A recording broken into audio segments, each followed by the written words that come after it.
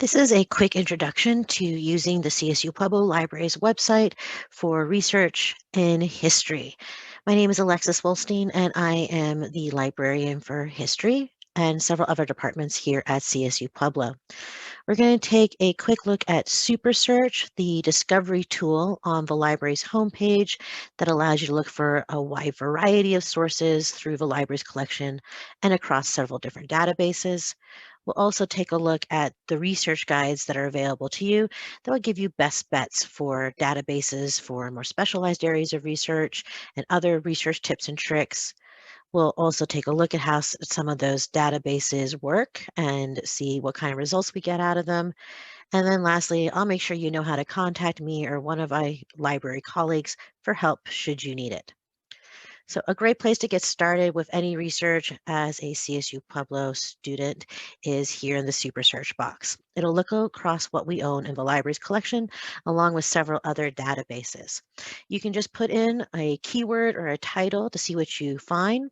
I'm going to start with the Emancipation Proclamation for our example today.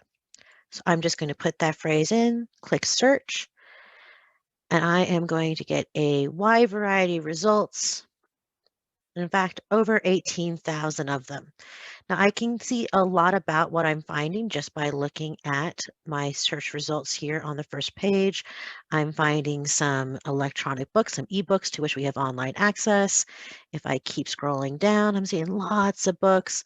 Then I'm also starting to see some articles from peer-reviewed journals. So those are those scholarly articles that your professors are often asking you for.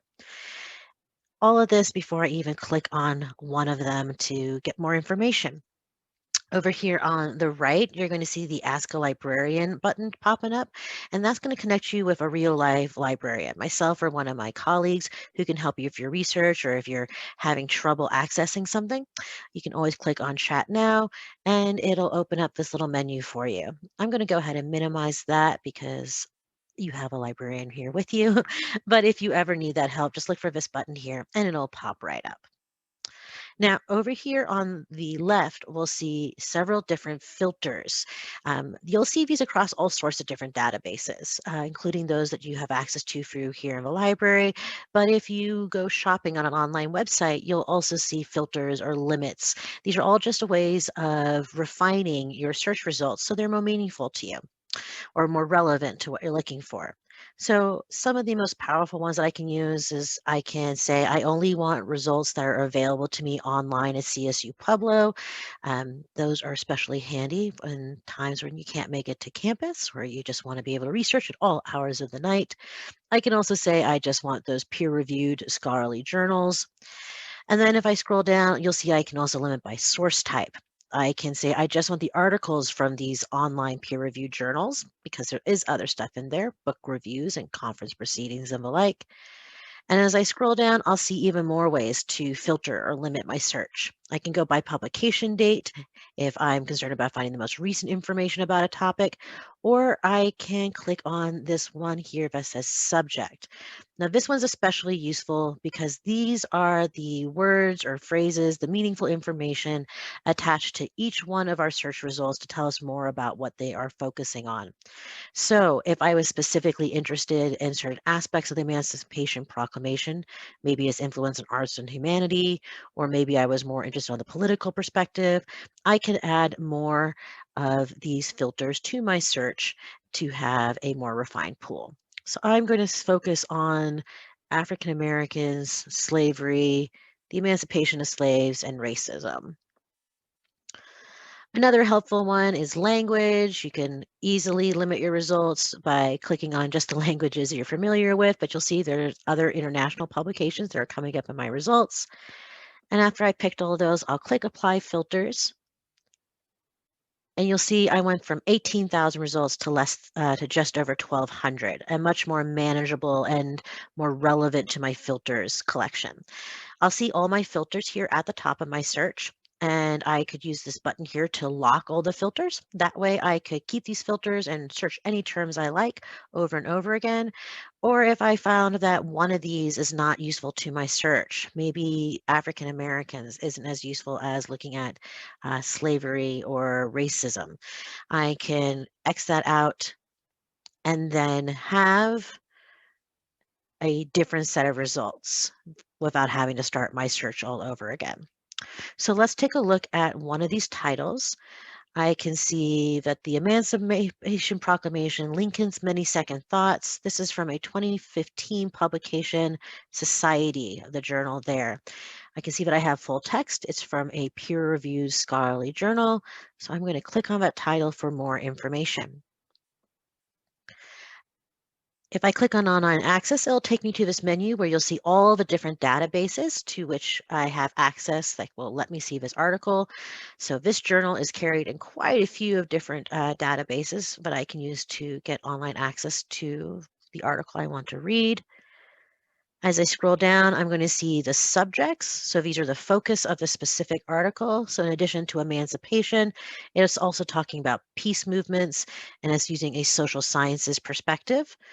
I have my abstract or description that'll give me a little more about more information about the title, whether it's an article or a book. And that way I can decide if it's worth my time, if it's something that seems relevant to my research. And at the very bottom, I have other buttons that can help me out. Two that I really want to point out. First, the permalink button. This is going to give me a permanent link back to this page in the library catalog. That means this is going to be a page that'll ask you for your CSU Pueblo login information so you can have access to it. And it's also not going to expire. If I copy the URL in my browser window, that's going to be a dead link usually within an hour. This permalink is just what it says it is, a permanent link back to this page so I can always find the article and the access that I need. I can also click on citation to have a citation automatically generated for me in a variety of styles. Now these are computer generated, so keep in mind that they're never 100% correct, but they're pretty darn good. And I can copy this, have all the information I need, and then use one of the citation guides that we have here at the library to compare and make sure it's all accurate. It'll save you a lot of time. I'm going to go scroll back up to the top of the article record page to where I can get my full text. So this is from 2015. I have access from 2010 for the Gale Academic 1 file. I also have that access through Academic Search Premier. I can click on any one of these, and then I'll be prompted to log in with. And then once I've logged in, I'll see that I am now in the Academic Search Premier database, and it's pulled up that article for me. I have some similar tools, the Cite button, that permalink button, just like in the library catalog. I'm going to see some subject terms. And as I scroll down, I'll have my abstract. So very similar to what we saw in the library's record. And on the left is where I'll see that PDF full text. If I click on that, I'll be able to read the article in full. And you see I can also download it or print it, or I can just read it here in the browser. I'm going to go ahead and close this and go back to the library's catalog, close this record, and let's take a look at one more article. Here's one about teaching Lincoln's Emancipation Proclamation, a different kind of perspective. Again, you'll see I have access through multiple different databases. And if there was no database listed here, you can also click on this link for the CSU Pueblo Interlibrary Loan, log in again, and then you'll be able to request us to try and find it from another library. Often you'll get a PDF of the article you requested within 3 to 5 business days. It's a really handy service, so keep in mind that this is an option. We'll do our best to get that article for you.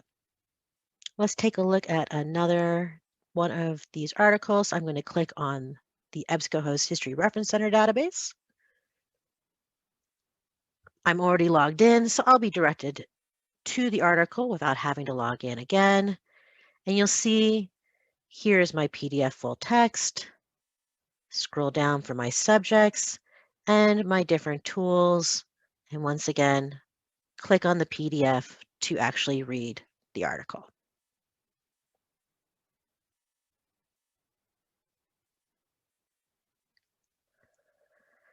So you can see how using the filters can help you limit your search to things that are more useful to you. Now, sometimes you're going to need to find more specific types of resources. Maybe you're trying to find something with more background information. And for that, you can always go to the links we have here at the top. They're also available on the super search box on the main library homepage. Perhaps you're finding that this journal, Society, is very useful to you. You could go to journal search, look for it by its title, and look for articles just in that article, specific journal. Or maybe you're finding that the Academic Search Premier database has been really useful to you. You could go directly there. If you aren't sure, that's when the research guides come in handy. They're going to do exactly what it says there. They'll help you find recommended resources. So let's go ahead and go to the research guides.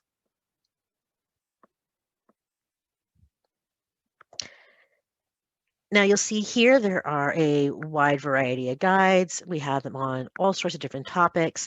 Keep in mind that you aren't required to just use the resources under history. You might find that there are other resources, other topics that are related to what you're researching, and you can find research guides to help you with those as well. You'll see there's a link to the different librarians here. You can click on my name to get my contact information. Let's keep scrolling down to the history resources.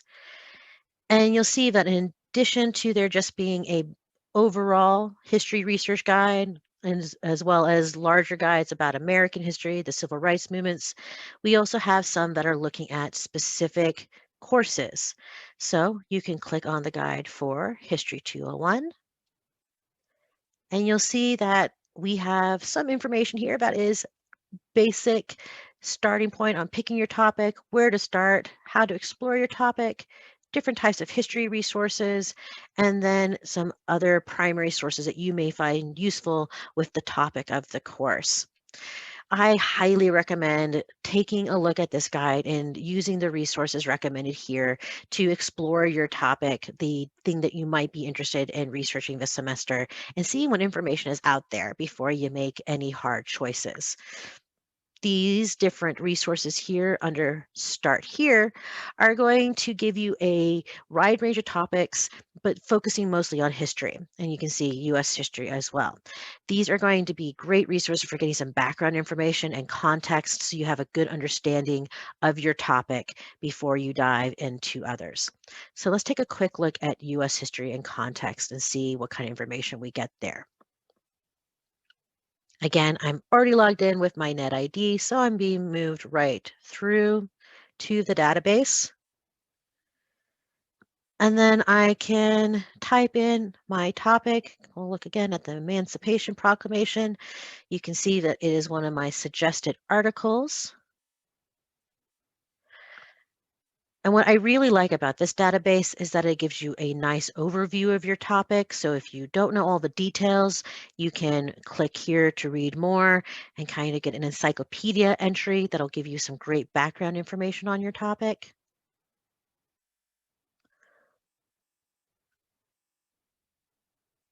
Or you can keep scrolling down to see what type of sources there are available to you about the Emancipation Proclamation and its related topics. One of the nice things about this particular database and the other in context databases is that in addition to academic journals, it also has primary sources, it has videos and popular magazines. So you can read all sorts of different perspectives and get background information and primary sources and scholarly information all in one place. I'm going to go ahead and close this, go back to our research guide, scroll up, and point out that there's an option here to ask for help. Now, our research desk is currently closed, but we will have librarians on staff in the building during the limited opening of the library in February. Always check the university's homepage and the library's homepage before coming to campus. But you'll also have a direct link here to email me. This is going to be the best way to get in touch with me, either to ask a question or to set up a time where you could Zoom with me or even talk over the phone to discuss your topic further. Please don't hesitate to reach out for help if there's anything I can do to help you with your research.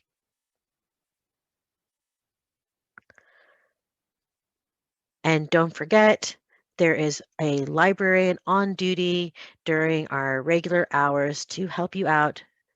On the library homepage, just click Chat with a Librarian to speak to a real librarian in real time who can help you with your research and even assist you with some of the technical issues you may face on our website. If we can't help you, we'll do everything we can to get you to the person who can. I hope you found that useful. If there's anything I can do to reach out, once again, please don't hesitate to contact me.